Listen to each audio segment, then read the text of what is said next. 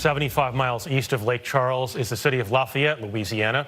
CBS's morning lead national correspondent David Begnaud is there to report on the hurricane's effects. David, good morning to you. Jeff, good morning to you. Welcome to my hometown, Lafayette. When we arrived here last night, one of the first things we noticed was this tree blocking this road, which is a main access point to the largest hospital in the city, Lafayette General Medical Center. The lights are on because the hospital still has power. They are on backup power. But much like what Maria is seeing about 60 miles to the west of here, most of Lafayette is without power this morning. Let me tell you about our journey to get here. We left Jennings, Louisiana last night. So from where Maria is, we were about 30 miles to the east in Jennings. They took a direct hit from the storm. The eye passed right over us. Wind gusts were close to 100 miles per hour. There are reports of 4 to 5 homes which have trees that fell into them.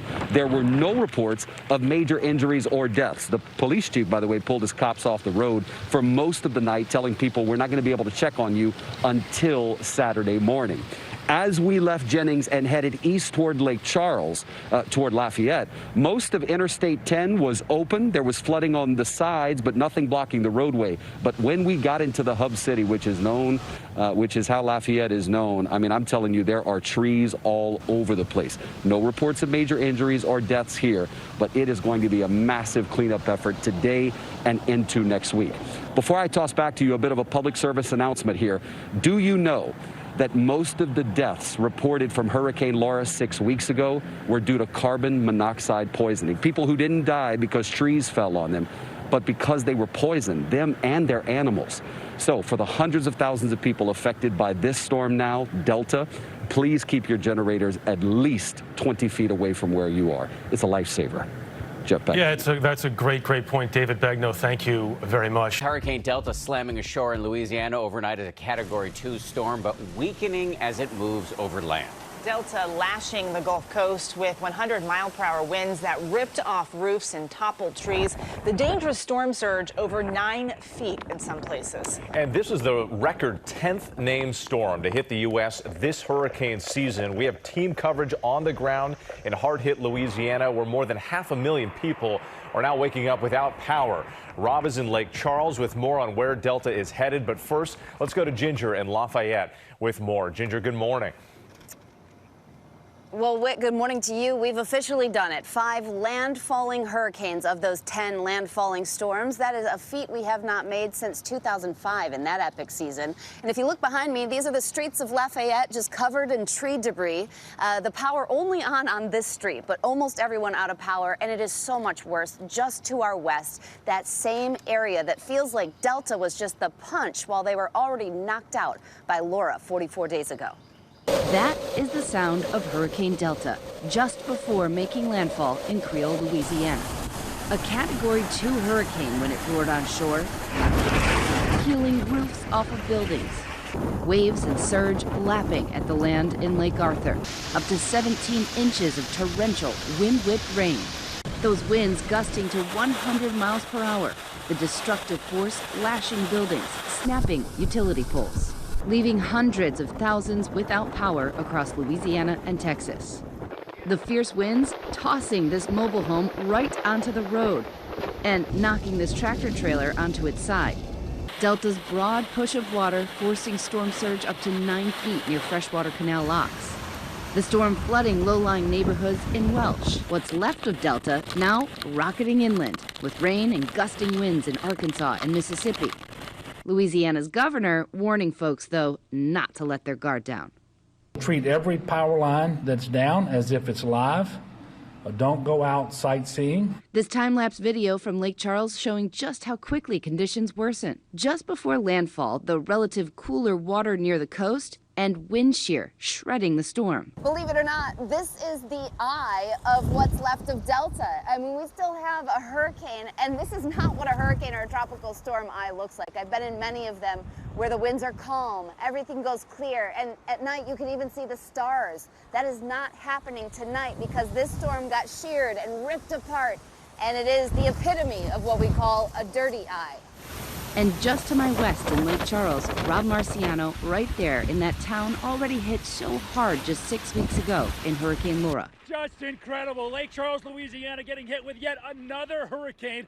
Those utility vehicles you see back there, they've been here for weeks trying to put this town back together from the last hurricane, and now they're getting slammed again. It's so hard to see all that. And here's something else that's difficult to see, a map that nobody wanted. This is the official all of the landfalls on a map of who got hit where. And if we zoom in, you can see right next to that Cat 4 Laura, Delta's path, just 12 miles away. Eva, I do not want to come back to the Gulf Coast again, but unfortunately, we still have hurricane season until November 30th. In developing news tonight, more than 600,000 people remain without power across Louisiana, Mississippi, and Texas in the wake of Hurricane Delta.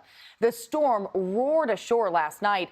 It's since been downgraded, but it's still dangerous. Maria Villarreal is in hard-hit Lake Charles, Louisiana. For the second time in 2 months, Lake Charles is picking up the pieces after another massive storm. Hurricane Delta made landfall Friday as a Cat 2, taking almost the same path as Hurricane Laura just 6 weeks ago. The wind is relentless right now, hitting about 70 miles per hour. On Saturday, volunteers with the Cajun Navy cleared debris so people could return to their homes. The tens of thousands of Louisianans, as we speak, are in a very difficult situation, and we're going to do everything we can, working with our federal and local partners, to make sure that we're addressing their needs. But in Lake Charles, where so many homes had already been damaged by Hurricane Laura, residents like Russell Wright are finding it hard to stay positive. And last night, in the middle of the night when this was going on, water was almost up to the door, and it was, once again, here we go, and you got to rebuild again. Wright had just started repairing the damage Laura left on his home. Overnight, Delta blew off his protective blue tarp, drenching everything inside, sending him back on his roof Saturday to start all over again. The pain of losing everything and being without and everything else that's going on, and then this again. It's bad. Almost every homeowner on this block is just like Russell Wright, working with the insurance companies on repairs after Laura. But after Hurricane Delta, those adjusters will have to come out again. They'll start a new claim and reassess each one of these homes to figure out if anything is salvageable. Jamie? Devastating pictures there, Maria. Thank you. Good evening, and it's great to have you with us as we near the end of another week, but it is not going to be an easy night ahead for much of the Gulf Coast. As we come on the air tonight, the major hurricane bearing down now on the U.S., making landfall this evening. Hurricane Delta, winds up to 100 miles per hour. This is the 10th named storm to hit the U.S. this season alone. That's an all-time record, the 4th to slam into Louisiana this year. They are very worried about a dangerous storm surge in the coming hours, and ahead of this storm, the urgent rush to safer ground causing traffic jams on the roads out of Lake Charles. The route to Houston, 2.5 hours or so, taking at least 10 hours for some. The Lake Charles Hospital evacuating its smallest patients from the neonatal intensive care unit. The hurricane's outer bands late today already threatening the blue tarps that cover homes already damaged weeks ago by Hurricane Laura. Fierce winds and giant waves as the hurricane moves in, flooding already tonight. An anxious night ahead for millions. Ginger Z, Rob Marciano, both live from Louisiana tonight. We're going to begin with Rob in Lake Charles, where, Rob, you told us last night, so many of the homes with roofs torn up already and families hoping the second blow doesn't do them in completely.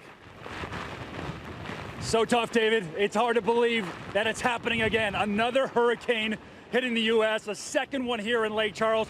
Those big trucks you see behind me, they're recovery and utility vehicles that have been working here for weeks trying to put this town back together. And now Hurricane Delta's eye is coming ashore and southwest Louisiana is getting slammed again.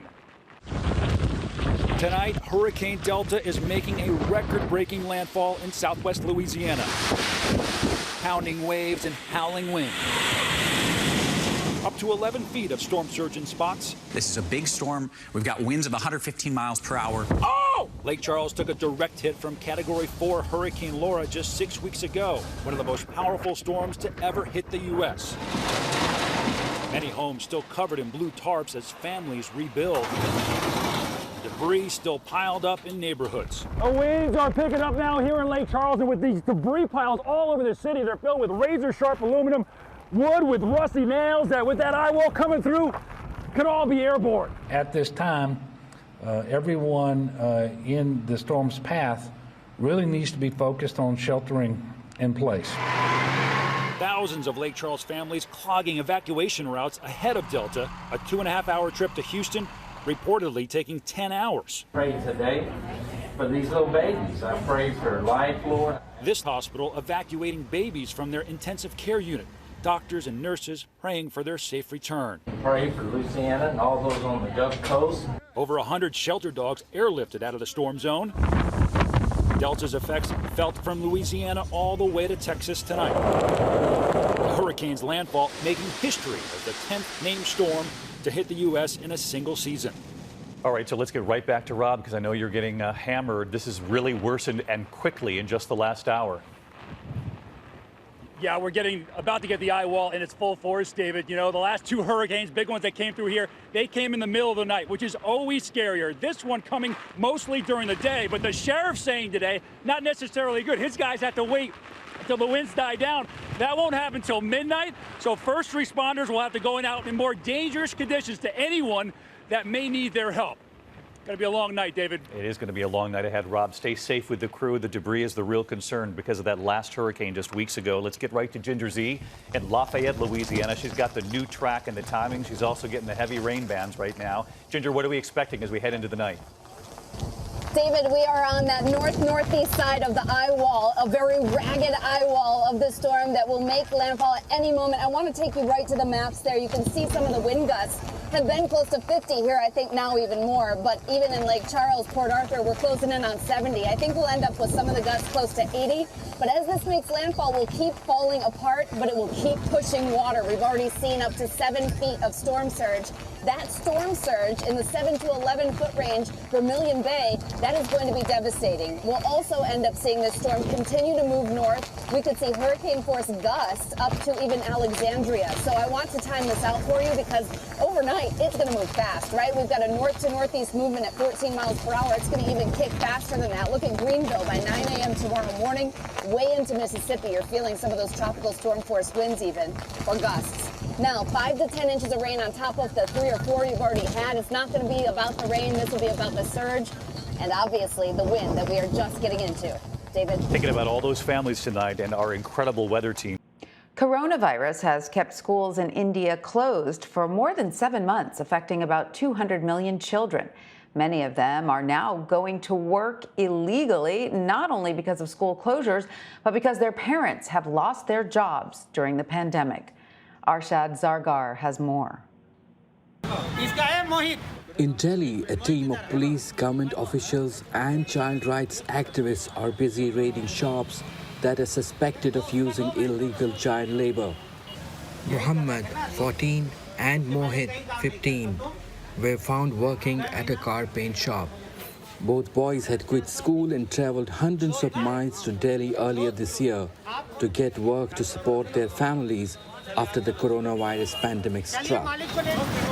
In late March, the country went into a strict lockdown, forcing schools and businesses to close and creating financial hardship for many families. India's child labor problem is not new. The last census in 2011 found that there were more than 33 million illegal child laborers in the country.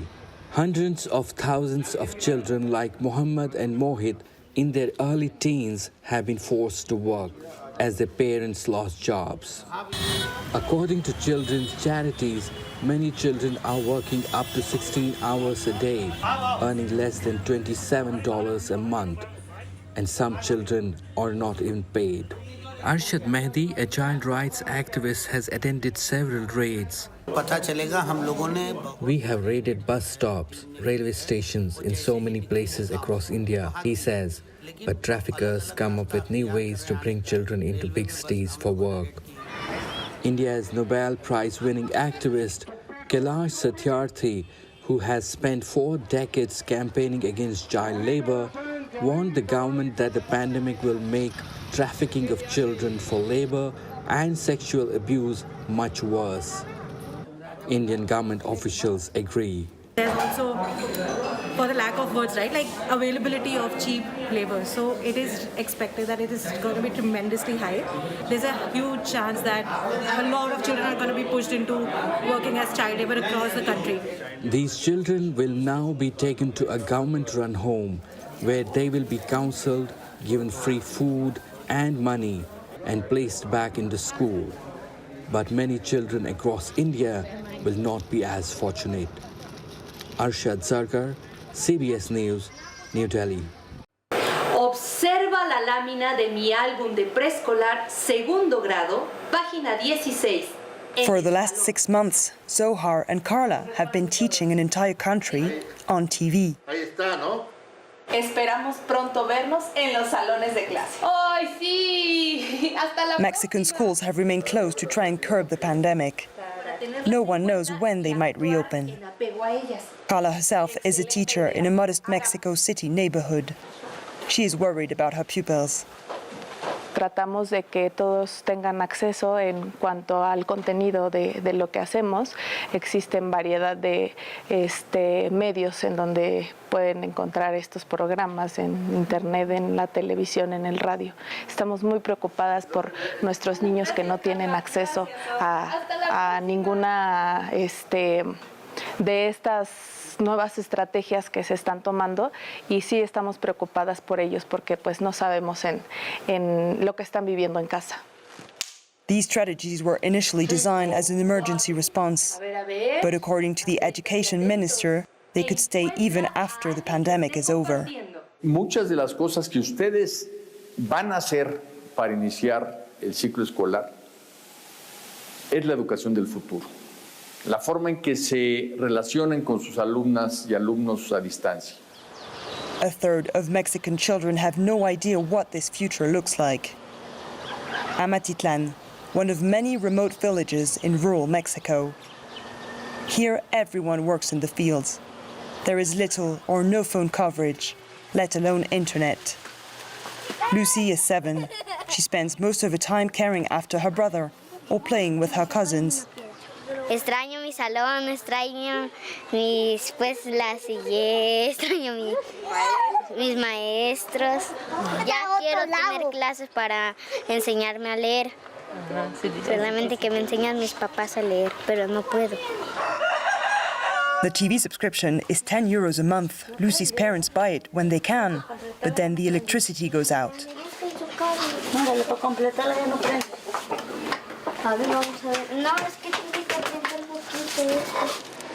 Benita, on the right, is one of the few smartphone owners in the village. To get internet, she must buy a ticket and type the code. Un día. Si la meto a las 10 de la mañana, mañana a las 10 se termina. Con 25 pesos puedo comprarles hoy de comer unos huevitos o algo, mis tortillas, pues significa mucho para nosotros aquí. This morning, the women of Amatitlan are meeting in front of the school to discuss their children's future. In the classroom, the board reads March 19th. No one has been here since. The mothers try to organize to share the devices and the internet. Por ejemplo, si se va la luz, compra su ficha de 25. Se va la luz todo el día. Ya no hay luz, se pierde su ficha. Tiene que volver a comprar otra ficha. Here, educational material is scarce and antiquated. Now that everything is on TV, it's become even more obvious. En la escuela les pasan clase de arte, clase de música, clase de inglés, y nosotros esas materias aquí no las ven los niños. Están muy adelantadas. As with many other rural communities, Amatitlan completely isolated itself during the pandemic to prevent contagion. There is no clinic nearby. Pues ya no han venido. Ni doctor, ni enfermera, nada. Cuando nos enfermamos vamos a Iguala. That explains why the school teacher hasn't set foot in here for 6 months. We meet him 50 kilometers away. He is resting after catching the coronavirus. Marcos is afraid his students will drop out of school when he was barely keeping them involved before the pandemic. Pero por lo regular las niñas llegando a los 14, 15 años de la secundaria empiezan a salirse. ¿Por qué? Porque ya encontraron un novio y se van con el novio, forman una familia. Los niños continúan sus estudios, terminan la secundaria, terminan el bachillerato y algunos se van al ejército, otros más al campo, a las labores del campo. Otros más se casan y se vienen con su familia, migran a los Estados Unidos. Otros más se van a otros estados. Otros más, pues desafortunadamente, se pierden y se van en las filas del narco. The pandemic has shed a harsh light on Mexico's double standard. A modern country betting on long-term online education, but in doing so, choosing to leave its many rural communities behind. A legal tug-of-war that has seen Madrid square off with the Spanish national government.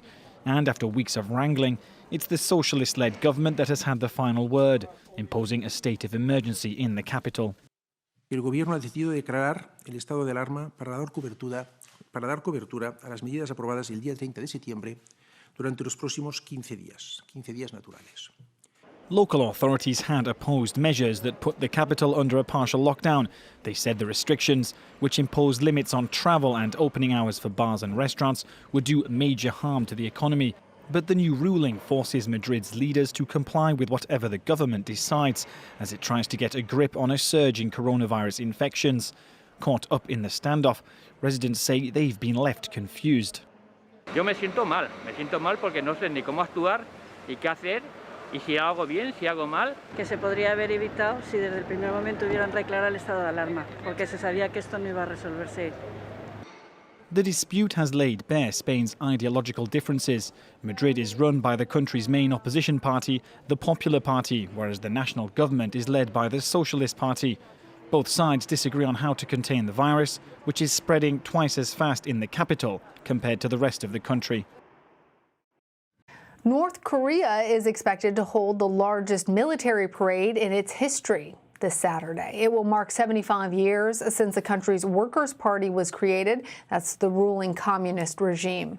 Thousands of soldiers have been practicing for months. Many believe the event will likely feature missiles and new weaponry. The anniversary comes just weeks ahead of the U.S. election. President Trump made talks with North Korea a focal point of his first term. They started in 2018 with leader Kim Jong-un about denuclearization. However, those negotiations broke down last year, and Kim has continued to test ballistic missiles. For more on all of this, let's bring in CBSN contributor Isaac Stonefish. He's a senior fellow at the Asia Society Center on U.S.-China Relations. Isaac, as I mentioned, this parade marks the 75th anniversary of the ruling Workers' Party.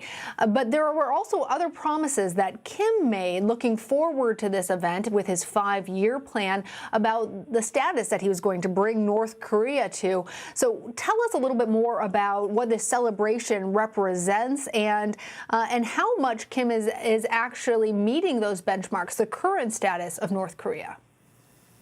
Just like for leaders around the world, North Korea's Kim Jong-un has had a very difficult time in giving his people what he promised, and especially so because of how just shambolic North Korea's economy is. Kim Jong-un, the son and the grandson of North Korea's two previous leaders, has promised some level of economic prosperity. But North Korea is such a closed and poorly run country that he has certainly not been able to deliver. And in terms of where things are for North Korean people today, it's been grim for a long time, and we have very little information about what's actually going on in the country these days, but it's almost certainly grimmer than it's been in several years. A show of strength not seen since the country entered denuclearization talks 2 years ago. Revealing what experts have dubbed the largest ever road-mobile, liquid-fueled missile anywhere, thousands of maskless North Koreans celebrated the 75th anniversary of the country's ruling Workers' Party. In a speech prior to the parade, the apparently emotional leader Kim Jong-un claimed not one North Korean had contracted COVID-19, and extended his best wishes to the South. I offer my heartfelt consolation to those everywhere fighting the disease caused by the malicious virus. I pray from the bottom of my heart that health, happiness and laughter for all people will be guaranteed. I also send this warm wish to our dear fellow countrymen in the South. I hope that this health crisis will come to an end as quickly as possible and that the day will come when the North and South take each other's hand again. It was a parade undoubtedly intended to boost national morale in a year that Kim himself described as filled with unprecedentedly grave trials and difficulties. 4 years into his 5-year economic plan, the North Korean leader apologized for failing to deliver prosperity to his people. His refusal to hand over any nuclear capability has resulted in international sanctions that have crippled over 90% of the country's exports. The Hermit Kingdom was then forced to close its lifeline border with biggest trading partner China after the outbreak of the coronavirus. On top of that, a series of summer typhoons and floods have threatened food security and damaged thousands of homes throughout the country. In Saturday's speech, Kim Jong-un laid blame on these factors for his failure to achieve economic success. Following the parade, the United States renewed its calls for denuclearization negotiations to resume. Concerns are growing as fighting continues between Armenia and Azerbaijan over the Nagorno-Karabakh region. Hundreds of people have been killed and more wounded since clashes broke out more than a week ago. That is when Armenian forces seized the territory. To talk more about this, we're joined by CBS News senior foreign correspondent Elizabeth Palmer. Welcome, Elizabeth. Great to have you with us. So this disputed area is recognized as a part of Azerbaijan, but it is governed by Armenians. And it's been that way for some time. So why is this dispute erupting all of a sudden? What has changed?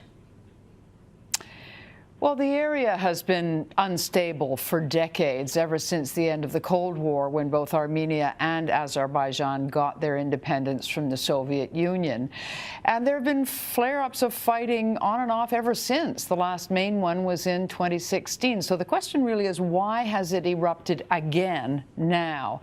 It does appear that Azerbaijani troops may have made a push to take back a chunk of the enclave where the Armenians live, because they do believe that it's part of their country, and maybe the Azeri government thought they'd get away with it because the world is so preoccupied with COVID, and so there'd be minimal pressure to end the violence and stop the incursion.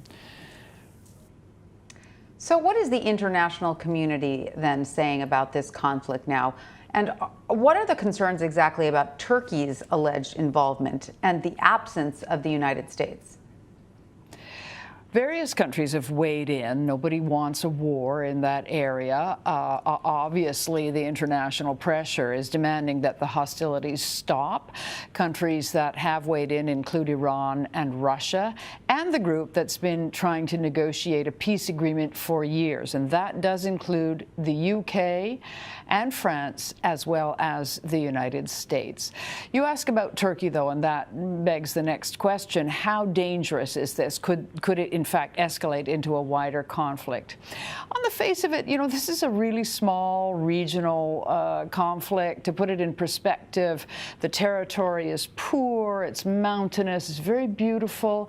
It is part of Azerbaijan, but has this population of Armenians who have allegiance to Armenia just next door. But there are only 175,000 of them in an area just a little bit bigger than Rhode Island, really small.